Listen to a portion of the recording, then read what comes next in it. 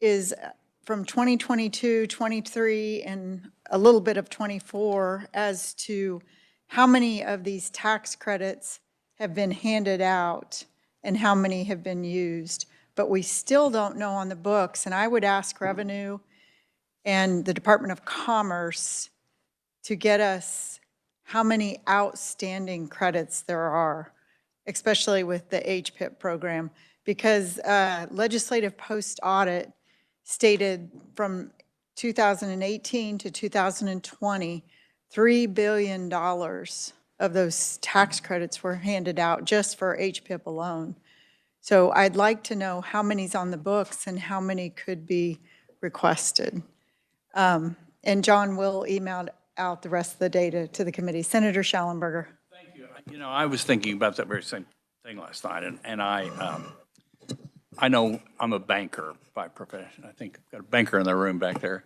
And we have to show contingent liabilities on our balance sheet. And I recall a few years ago, we required cities to show the liability of capers. So we took the capers unfunded liability. We required them to show their part of the unfunded liabilities on their balance sheet. So I don't know why the state isn't showing that as at least a contingent liability, that if they all take them in, we have to pay this much money. And maybe we could just require that to happen somewhere, because it's not unreasonable to want to know what they are. Senator, that sounds like a great idea, because I spoke with a couple of legislators and they had no idea that these outstanding balances were, that could be cashed in. Basically, we've written checks that are outstanding, and it doesn't seem like we're tracking those, is basically what you're saying. So, yes, any other questions, committee? Or comments? Okay, we'll go ahead and continue the hearing on Senate Bill 283 with the opponents. Lisa Hack. Welcome to the Tax Committee.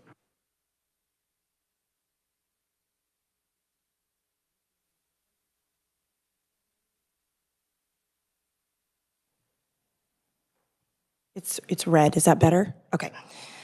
My name is Lisa Hack, and I am the Executive Director of Leavenworth County Development Corporation in Leavenworth, Kansas. We are a nonprofit public-private organization that does economic development for Leavenworth County.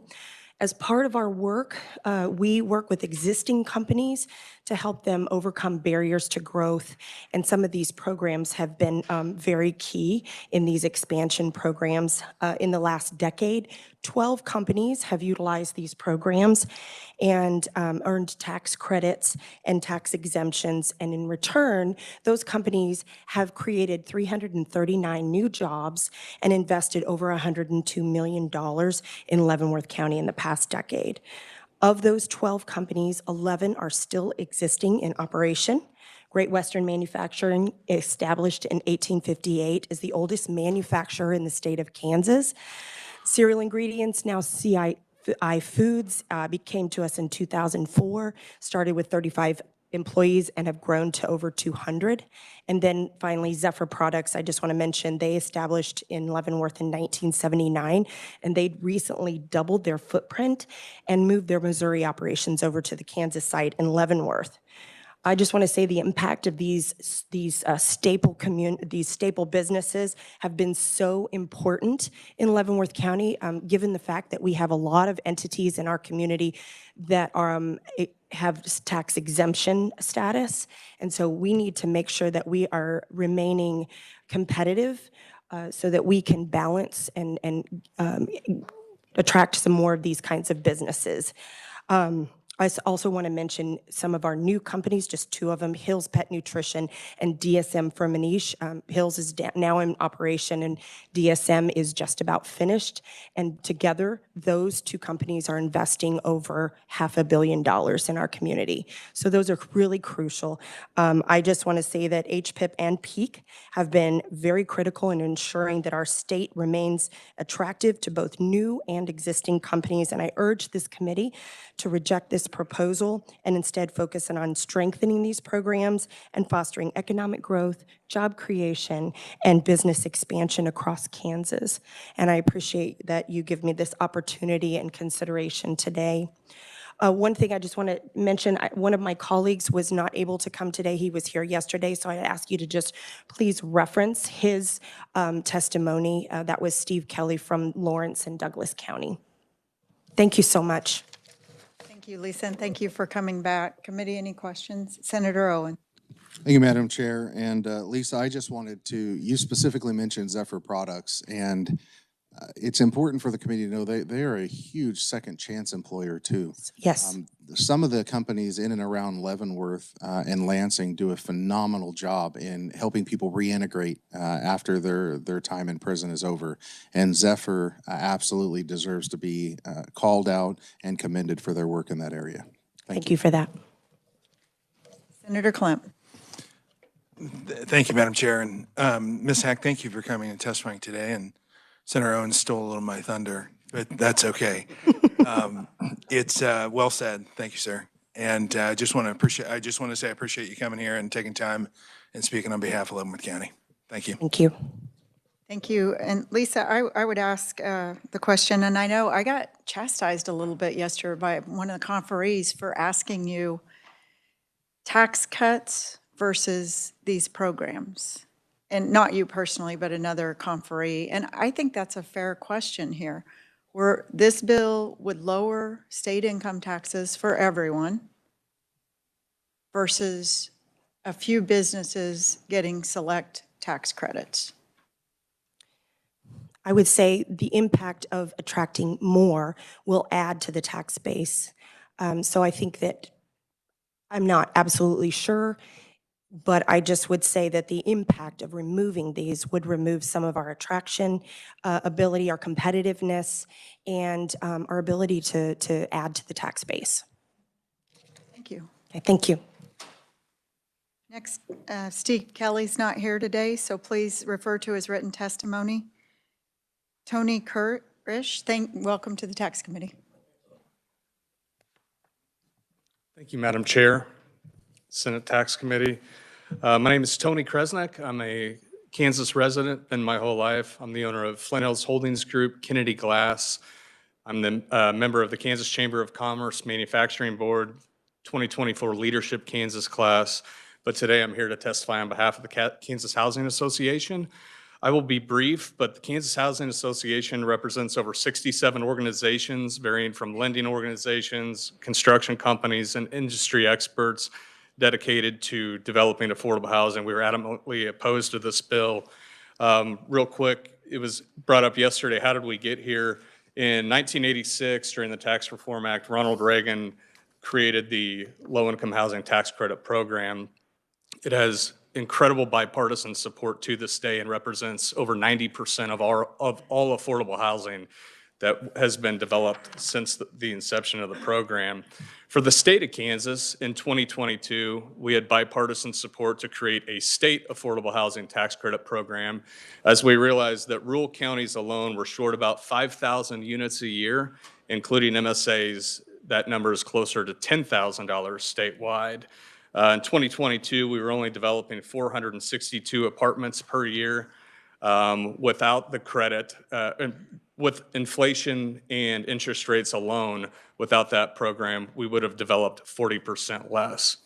However, since 2022 and the passing of this program, we've been able to develop, in 2023 alone, 2,138 units, generating over $540 million of revenue. In 2024, we were able to develop 2,596 units, over $557 million of revenue. And from a comparison sake, without this program, we would have seen an 86 to an 87.5% reduction of revenue and affordable housing units across the board. There's really two topics here. One spurred from House Bill 2119. That was going to kill the program. That was on projects that are currently in the pipeline. We're talking about over $1 billion of investment. That was actually reversed. So from the House bill standpoint, all projects that were approved and signed by the governors 2023, 2024, and 2025 qualified allocation plans are intact. Now the question is, Sorry, Senator. I'll save my question till Okay. I finish, but that's not accurate, so thank you. Okay. Now the question is, what does this program look like on a go-forward basis? That is what we're here to decide today. We know that housing across the state of Kansas is one of, if not the number one concerns that we have. The elimination of this program year over year would result in an 87.5% reduction in the affordable housing that we're able to develop here in the state of Kansas. I greatly appreciate the opportunity to speak to you all today, and I'm happy to answer any questions. Thank you for your testimony. You stated that the bill that the House passed leaves those programs alone, but it's my understanding there's a hearing on that this afternoon, and those programs, the 2025 sunset. Yeah, Chairwoman Tyson, I'm sorry if I misspoke. The 2025 Qualified Allocation Plan was signed by Governor Kelly in October of 2024. Since then, over $100 million of investment has incurred. Those applications have actually been submitted. 2 of the 3 rounds have been. And so from a technical standpoint, I'm sorry, I'm not a policy expert, but it's our understanding that that language has been amended. And again, if I misspoke, I apologize, but I'm It's fine. We won't looking at the document. getting caught on it. We'll see that bill Thank you. one day. So that actually scares me even worse. You're saying that $100 million was given away in this program last year? No, absolutely not. From the investment community that responded to a document signed by the governor, the private sector has invested over $100 million Okay, thank you. towards the development of affordable housing. Senator Corson. Thank you. You touched on it a little bit. You said an 87% reduction in affordable housing. Can you talk a little bit more? Can I get you to drill down a little bit more if these went away, what the kind of real world implications would be? Thank you, Madam Chair. Sure. Yeah, let's just look at the two years that we're aware of, right? 2023, we were able to develop 2,138 units. Without that state resource, we would have seen a reduction in 1,858 housing units alone. Again, 87%. From an investment standpoint, we would have seen a reduction of $465 million, or an 86% reduction. And I will remind the committee, roughly 80% of all of these dollars spent, total project costs, goes to the state of Kansas and or Kansas companies directly. The numbers are very similar for 2024. 87.5% compared to 87% reduction in affordable housing and 82.2% reduction in development revenue compared to 86%. And I believe that that difference between 86 and 82.2 is because there was a little bit of relief in terms of inflation, but the numbers are very similar year over year. So you're saying that 40% of those projects would not have been built without this program? More than that, but yes. That's fine, but that makes you wonder, is there really a demand for this housing if they're not building? Because if the demand's there, they would build. Oh, no, there's a massive demand across the board. We have close to 100% occupancy rate, at least on my projects. We're only, again, in 2022, from a bipartisan standpoint, we needed about 10,000 units across the board in the state. Unfortunately, partially due to inflation and the hiking of interest rates, we're only able to develop about 2,500 units per year. So we're nowhere close to where we need to be. But no, there's huge demand. And frankly, if there wasn't, developers wouldn't be doing this. And the states, or and the cities and counties wouldn't be asking for it. Okay, committee, any questions? I just never, it's amazing to me, government now is building homes, and it's just amazing. It's always been that way. And I would also say that every one of our neighboring states has the same program as well. Nebraska, Colorado, Missouri, as well as Oklahoma. In the case of Oklahoma, there's actually a bill on the table to expand the program, I believe. So I will ask you, knowing the numbers, we're on the hook for $750 million in the out years, the state is now, because of this program. Yeah. I'm sorry, what? Yeah, I've got a couple of comments to that. We're only looking at the fiscal note. We're not talking about all of the benefits. And depending on the study that you read, such as the study in Georgia, for every dollar of state LIHTC that's invested, $5.71 comes back to the taxpayers. And we can debate that study and other studies like that. Unfortunately, our study from Wichita State University isn't in. That is specific to Kansas. But to your end, I did think about this overnight. The largest fiscal impact we will see if this program does not change is in the year 2023, and that number is $250 million a year. I'm sorry? The program started in 2023. The largest impact we will see is in the year 2023. That amount of money to solve our number one problem in the state of Kansas, if nothing changed, not including inflation, which would bring this number down, would represent 2.54% of the revenue that comes into the state's general fund. If nothing changed, 2.54%. And one question that was asked yesterday was, I also own Kennedy Glass. Would business owners like me, people that are looking to be attracted to the state of Kansas, wouldn't we like to see our income tax rates come down? Absolutely, we would. It'd be great if a 43% blended rate became 42.7%, but at the expense of costing our businesses incentives that are necessary to continue, 100 out of 100 would say no. So I appreciate the testimony. Any other questions? Seeing none, thank you. Thank you. Committee, Connie Menard, is Connie here? Or Cannon? I'm sorry, Connor. I can't. Connor, he's not here. Is Eric Stafford here? Eric, welcome. Thank you, Madam Chair, members of the committee. Good morning. Eric Stafford with the Kansas Chamber, and appreciate the opportunity to testify in opposition to Senate Bill 283 this morning. Specifically regarding PEAK and HPIP, where we have a legislative agenda position about ensuring that we protect those programs because they have led to significant investment for the business community and investing in facilities and jobs here in the state of Kansas. So we stood here last year on Senate Bill 546 and said we're actually talking about finding a way to modify the HPIP program, because when we talk to our tax attorneys, the total amount of credits, I think the November 2023 post-audit said there was about $900 million, a little over $900 million in outstanding HPIP credits. But when we talk to our tax professionals, their view is that that is the paper liability to the state, but in reality, only about half of those credits would ever be claimed.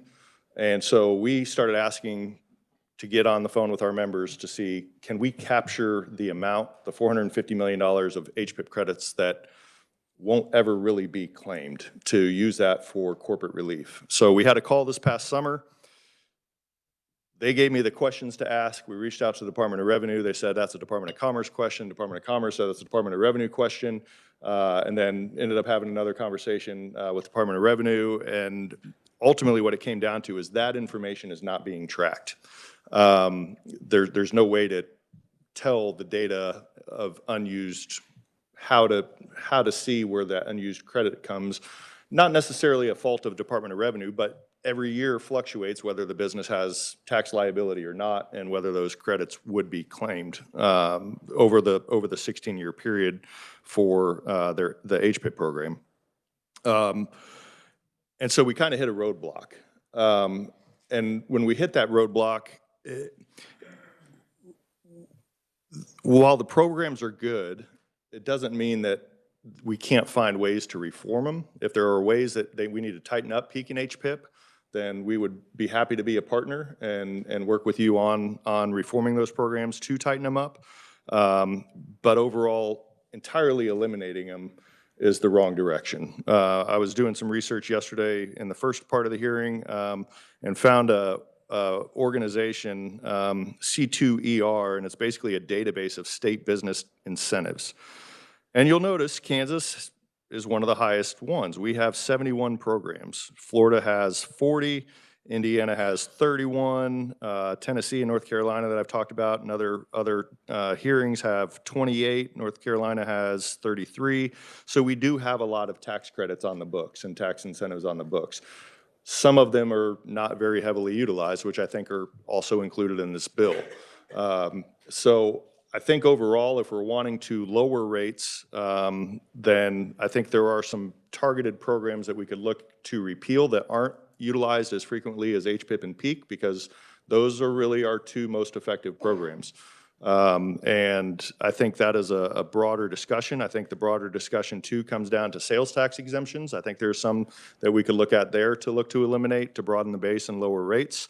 But ultimately, I'll summarize by saying that these bills, or this bill before you today, is eliminating business provisions, corporate provisions, and LLCs and S corps also take advantage of HPIP and PEAK as well. So it's not just strictly C corps that utilize the program, but it's giving tax relief only on the individual side. There's no corporate relief in here. So we feel like we have a approach that would be effective to lowering taxes, but you can pair that with, I think, what would be a thorough review of our state's programs. How heavily are they utilized? How many taxpayers are utilizing them? And what is the total cost to the state? Same thing on the sales tax exemptions, looking at different services that are on the personal side that are not currently taxed and eliminating potentially some other sales tax exemptions for broader tax relief. But that is a complicated discussion that will probably take you guys a 4-month interim to figure out. But I think philosophically we're on the same page as what the intent of this bill is, of broadening the base, lowering rates, but at the expense of totally eliminating those two programs, we would definitely be opposed. So happy to answer any questions, Madam Chair. Do appreciate the opportunity to testify here today, and happy to take any questions at the appropriate time. Well, thank you, Eric. Questions Committee. Senator Schallenberger. I hate to always be asking questions, but I have a curious mind. And I've been waiting for Eric. He's Join the paid to club. be here. Some of these other folks aren't. I agree with you, so first of all. And in this building, as we know, it helps a lot if the chamber supports something. It hurts a lot if you don't. Property tax relief, you guys were kind of gone on that, so you didn't want to help with that one. But you are willing to help us broaden the base, it sounds like. You come up with, there are incentive programs that may not work, that you would be willing to help us eliminate. I'm putting words in your mouth, but you're nodding. Yes. And there are sales tax exemptions that you would be willing to help us pass. I mean, you don't know what those are yet, and they're probably none of them are business related, but there are some that you would help us pass. Right? Are we Yeah, kind of absolutely. singing the same song here? And I'll go back to 2021 when the state officially passed the Wayfair online sales tax collection. And Senator Tyson and I have talked about this several times. And back then, the fiscal note on that bill was $29 million roughly. And we were having a hard time lowering the sales tax rate because the fiscal note was $29 million. But if you look today, what we're actually collecting, I think if last time I heard at the beginning of the session, we're actually collecting over $160 million per year from online sales. Well, now that's built into the base. And if you want to lower the rates, you're going to take the hit on the budget side. You have to do it all at once. I mean, yeah. you have to build And do it before it happens, right? Right. And so we were struggling to get 0.1% sales tax reduction from that expansion of the base, taxing what should be taxed philosophically. If you're wherever you're buying it, whether it's a brick and mortar store or online, if it's a product at sale of retail, you should be paying sales tax on it. But as you broaden that base, you should lower rates, and we missed that opportunity to do it. Now we just have a bigger base and more state funding. So yeah, and our tax foundation, I don't have any copies with me today. I might have one in my bag, but if you go online, just Google Kansas Tax Modernization Tax Foundation, and you will find our 160-page report from the Tax Foundation, and they lay out a small, medium, and large sales tax exemption approach. And they do it those three ways because they realize excuse me, they realize the political difficulty of some of those sales tax exemptions or subjecting certain things like haircuts to sales tax that are currently not. the political difficulty of actually doing those types of things. But I think if you look at what you look to repeal or modify in terms of incentives, if you're pairing it with efforts to lower rates, then yes, that philosophically I think is a good strategy. But it is politically difficult, as you guys well know, as the tax committee. So, yeah. That's why we paid the Tax Foundation to do that report for the state of Kansas. So, and the tax foundation tends to be biased. It does matter who's paying them. They came out with a report a few years ago, and I've been told that person that wrote it, it was against Kansas, negative on Kansas. They no longer work at the tax foundation. And so I just very cautious with that source. But you made a couple of statements, and this bill actually does what you were saying did not occur with the sales tax. This does cut state income tax while removing giveaways to corporate.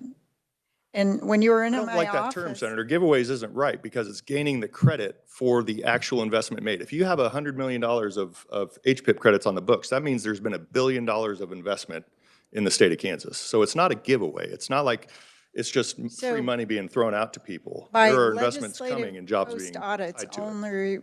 own report, a majority of these projects would happen with or without the program. Maybe, maybe not. I mean, overall, there are two programs, in our view, that they're the two most effective incentive programs that we have. Well, these were responses from people in the program that sent their responses to legislative post-audit. You can go out and look at the report. Eddie, did you have the fiscal note on the haircut sales tax? It's not as big as people think it is I'm sorry, on what? for putting the sales tax on haircuts. Oh, We have the number for it, so yeah. it's And I don't not as, know. I And know, I've but never everybody seen, refers to it, and so we got a fiscal note on it just to show that, and out of those sales tax exemptions in that tax foundation book, I don't know what the fiscal note is on any of them. It's never been asked of research of what those specific ones. so of the bill, HPIP, I understand it. What about a compromise, a sunset, in 2 years, 3 years, sunsetting HPIP? That would be a question for our board. I mean, as of now, our 2025 agenda states that we oppose any effort to eliminate peak and HPIP. What are we sunsetting them for? And what are we getting in return? Income tax cuts.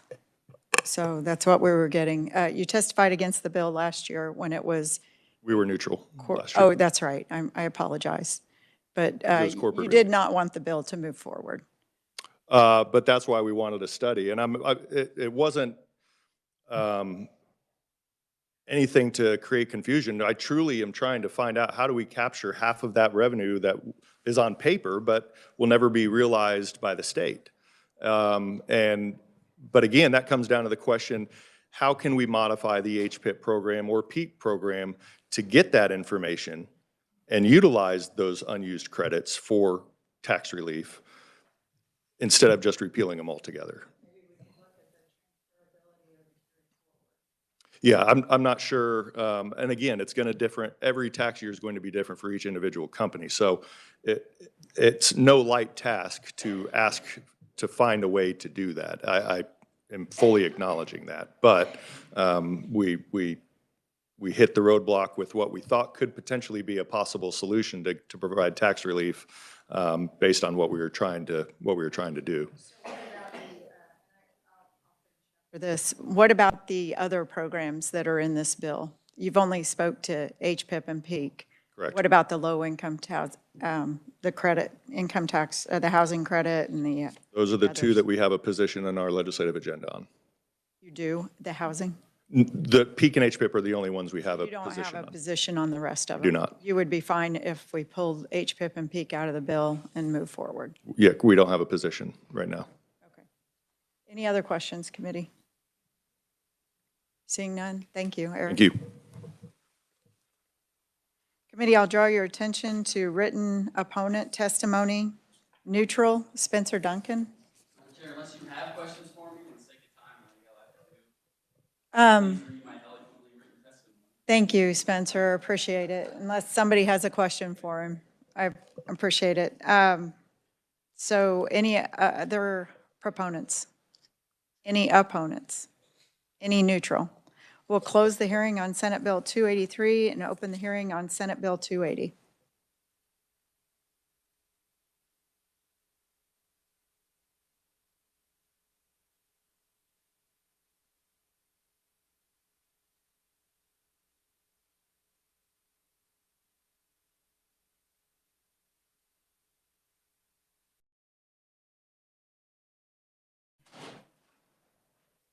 Good morning, Madam Chair, members of the committee.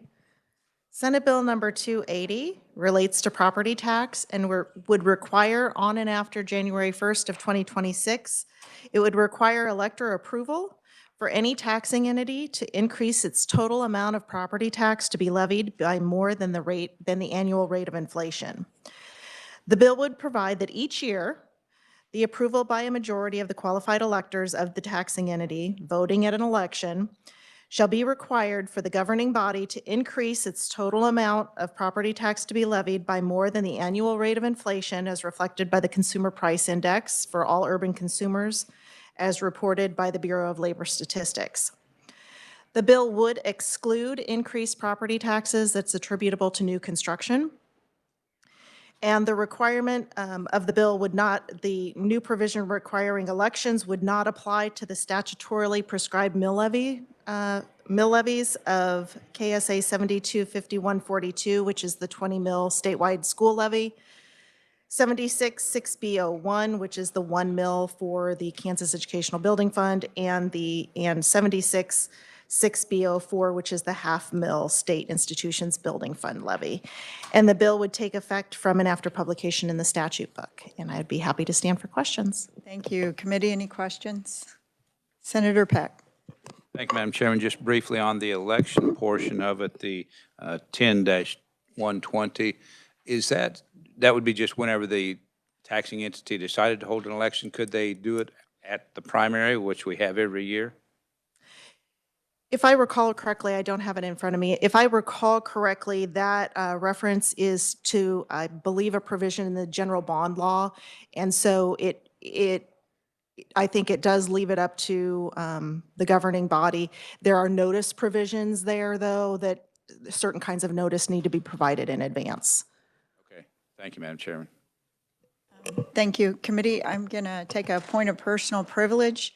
I want to welcome the Honorable Dave Jackson to the Senate Tax Committee and the other NFIB members from around Kansas, small business owners. Thank you for, will you guys stand so we recognize you? Thank you. Thanks for being here. Thank you, Amelia. Our first conferee is Dan Murray. Madam Chair, thank you very much. That timing worked out well. My name is Dan Murray. I'm the Kansas State Director for the National Federation of Independent Business. NFIB is the voice of small business. We represent over 3,600 small business owners. Some of them are here today with us.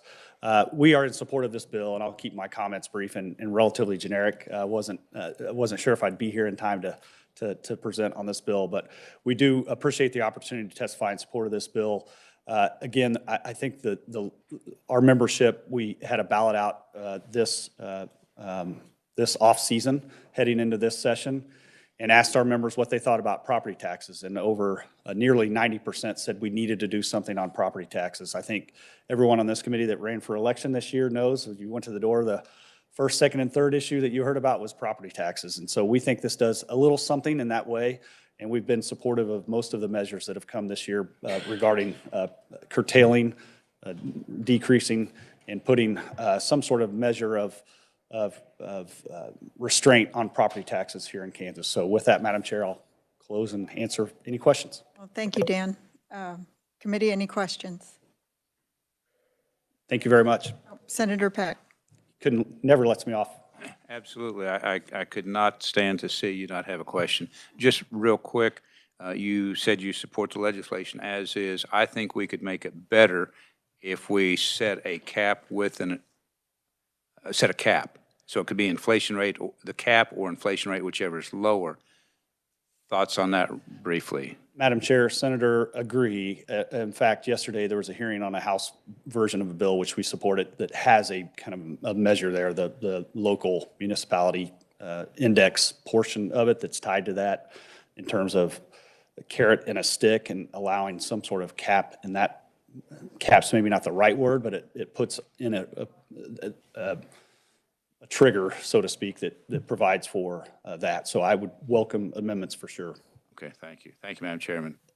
Thank you. And so you supported removing the revenue neutral rate legislation? That was also in that. Madam Chair, we support the idea about adding the ability for voters to protest increases, but there are certainly maybe some changes to that bill that we'd like to see as well, so. Okay, thank you. I was just wanted Thanks to for asking that. clarify, yeah, because there were quite a few things in that bill that were interesting. So, thank you. Any other questions? Senator Schallenberger. I'll ask Dan instead of waiting for somebody else. And you may not be the right person to ask this to, but you know, I tell lots of stories up here, and I was a mayor, and we started working on our budgets in August. We don't have certification evaluation from the clerk until September, so we don't know. I mean, we build a budget, and let's say it's going to be 4% above last year. I mean, we don't know what inflation is, or it's going to be 2%. But we don't know what the mill levy is going to be. We don't have the assessed valuations. And so let's say that it all comes down in September, and we're subject to a protest petition, or we've gone up enough that it triggers a vote. I think you have to give a lot of notice before you have an election. I don't know what it is, but it seems highly impractical to not have the budget has to be approved by October. So we had about a 2-month period to start the budget.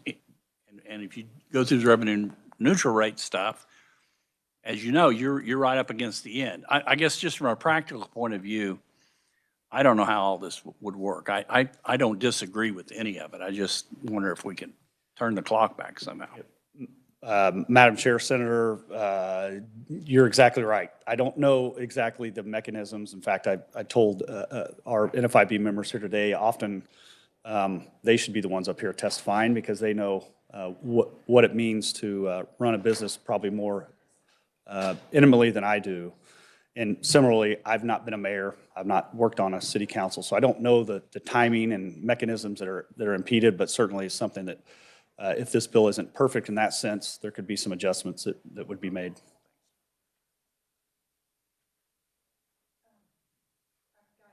I've got clarification from the reviser. Amelia, would you mind? Thank you very much. Madam Chair, members of the committee, and I know there's lots of versions of different bills, so it is something that we have to look at the individual bill itself. This particular bill, Senate Bill 280, the term that is used is the total amount of property tax to be levied, and that is an item that's found on the budget. It is not the mill levy. It's actually the property tax that the taxing entity wants to levy. Did that clarify? Well, let me ask another question. So let's say in August we have, and that would be early, I think, we have determined what that's going to be. Do we know what the legal notice is to have an election? How much lead time the clerk has to have to get a ballot out? I'm supposing this is going to be a mail-in. So we will research that, Senator. Okay, all right, thank you. To get that information to you. Thank you. Our next conferee is Eric Stafford. Welcome back. And Eric, I do look forward to working with you to find a solution on the last bill. So Absolutely. I'll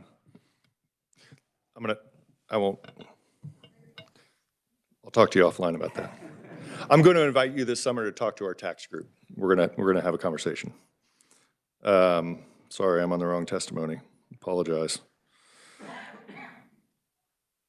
Okay, sorry. Thank you, Madam Chair, members of the committee. Appreciate the opportunity to speak here today in support of Senate Bill 280, Eric Stafford with the Kansas Chamber for the record, but do appreciate this bill being brought forward. Senator Schallenberger said a few minutes ago that we've kind of sat on the sidelines on property taxes, and it's not due to lack of interest, but more due to just lack of the knowns, right? If there's just a lot of unknowns of what the impacts would be on different proposals on commercial property. But overall, this bill, short and sweet, appears to fit more in line with the truth in taxation law that the legislature passed in replace of the tax lid.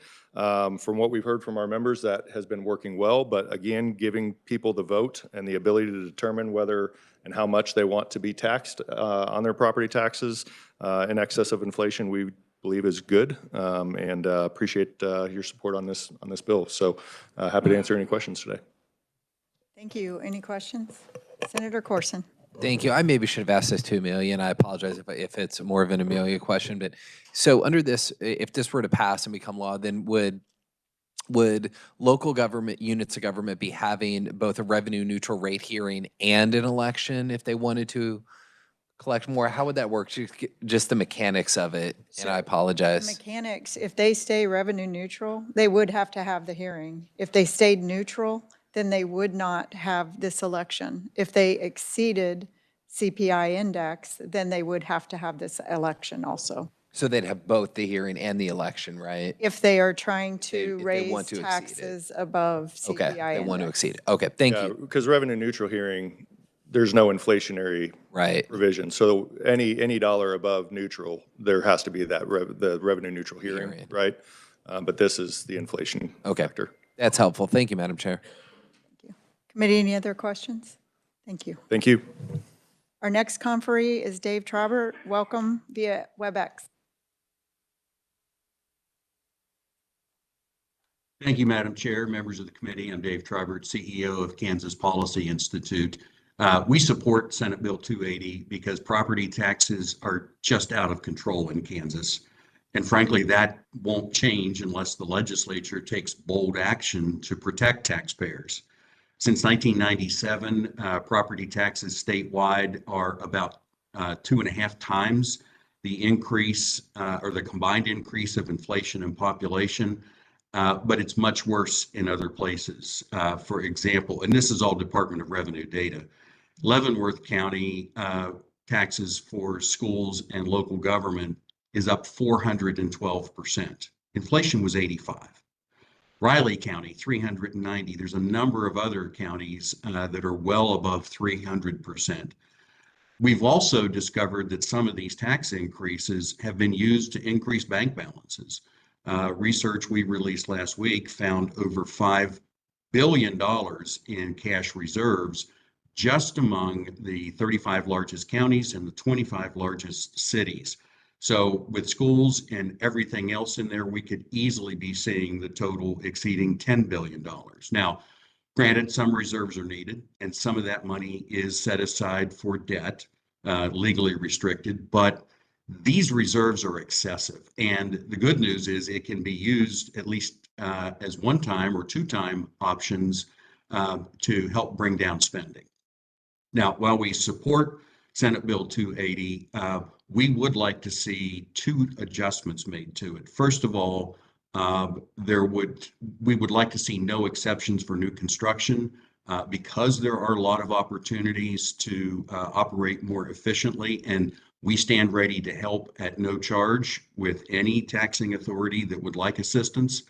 And we would like to see this a fixed rate of 3% rather than inflation, because frankly, people also deal with inflation, and a tax increase just makes that work. The revenue neutral rate process that was passed in 2021 is absolutely helping, and it must remain in place. Removing it, as the House Tax Committee is proposing, will harm taxpayers.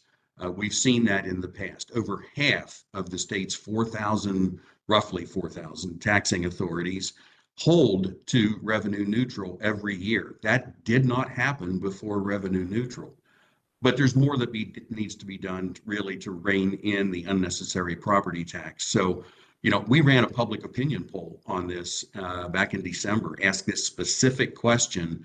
And as you see the results in my testimony, 87% of Kansans approve of a 3% limit on property tax collections without voter approval.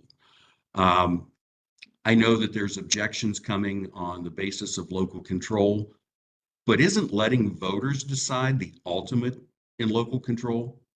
I mean, given everything that the taxpayers have endured, including in some places, unfortunately, people being taxed out of their homes, a 3% limit without voter approval is the least we can do to help Kansans in the little time remaining in this session. Now, we know that apparently the House of Representatives isn't going to consider your constitutional amendment passed in the Senate, but maybe they will entertain something like this with these proposed tweaks. And I'll close with this. We cannot adjourn this session without major tax reform like is in Senate Bill 280, or we're probably all going to end up on the wrong end of the pitchforks. And with that, I'll be happy to stand for questions. Well, thank you, Dave, but I don't think this committee is going to end up on the wrong end of the pitchforks because we have been You haven't so far. working hard on this issue. So, committee, any question? Senator Peck. Thank you, Madam Chairman. And Mr. Trarbert, you may not be able to answer this. If you cannot, we will get research to provide us information. In the 1990s, there was a tax lid, is what I'm going to call it.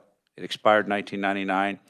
Do you have any, can you briefly explain to the committee how that worked? Because it was basically a lot like this. It required voter approval for a tax increase on property taxes, is my understanding. Can you speak to that briefly, or if not, we'll let research at some time in the future provide us with that information? I cannot, Senator, but I'm sure research can provide that information. I can tell you, however, that the tax lid that was in effect about up until revenue neutral came about was not effective because there were so many exemptions, including new construction.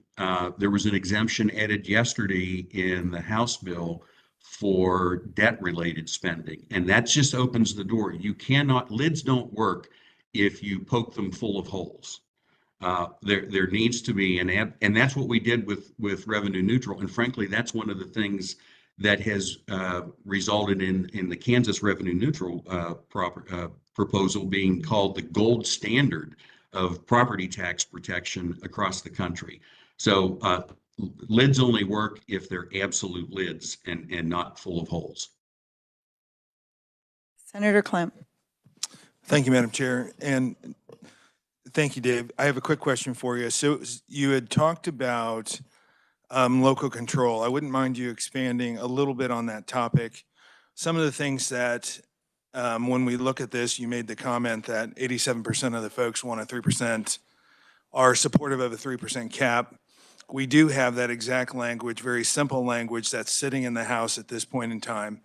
So when we talk about now we're going to invite our opinions and pinching locals and their decisions, I wouldn't mind you just kind of elaborating on that a little bit. You called out Leavenworth, so you can use that as a specific example. But I think your opinion would be helpful here. Certainly, thanks. And thanks for the question, Senator. The Leavenworth was just happened to be at the top of the list of the ones that were above 300%. The issue is one of making decisions, and local taxpayers, as other people have said it was the number 1, 2, and 3, and 4 issues when people went knocking on doors last fall in the election. Local taxpayers want services, but they also want local governments to operate as efficiently as possible.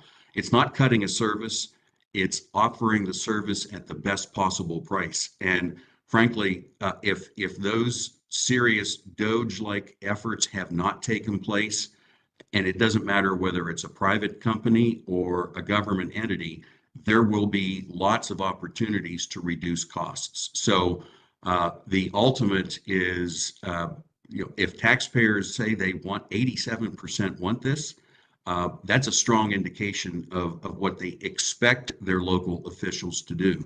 They do not approve of the taxes that have piled up over the last 20-plus years. And it is imperative that the legislature step in and do something that is going to further require, beyond revenue neutral, that they sharpen their pencils and find ways to operate more efficiently. Senator Clapp. Thank you, Madam Chair, and thank you for that. I do value your opinion on this topic. So we have, where I get conflicted is the same electors, the folks that are at the polls are voting our governor, all of our other positions are voting us into office, they're voting our local candidates into office, and we sit here and we want to play in that sandbox. And I'm not saying we shouldn't play in that sandbox. I'm just concerned that we're making this such a bold move when we have legislation that allows us to curb and fall in line with what the folks are wanting without having to jump into the sandbox at this point in time. So maybe add a little more color on that topic, and then that's the last question I have. So if I may, Dave, would you be available Monday to continue the hearing? Oh, absolutely. Okay, so committee, I am going to suspend the hearing on Senate Bill 280, and we will continue it Monday morning at 9:30. We have 3 opponent conferees. They work in the building, so I'm assuming they can be here. Leah, thank you. Okay. Committee, I am going to draw your attention. I've found out that the House is planning a tax day tomorrow. So that means that we're almost finished with session, and they will be sending us tax bills that we have not seen yet. So please be flexible for next week is what I'm warning. The schedule will most likely change for next week. So thank you. Is there any other business to be brought before Senator Schallenberger? Thank you. I just would like to get whoever can get us some clarification on the election part of this. So we're asking for clarification on elections and Senator Peck's history on the lids. Okay, great. Anything else that we need? And committee, we will be working bills next week, hopefully Monday. Senator Ware? While we're collecting info, if we can get an idea at least of the cost to local, entities, local governments on these elections. Okay. Would be very helpful, I think. Thank you. So we'll add the cost to the elections. Okay, thank you. Any other business?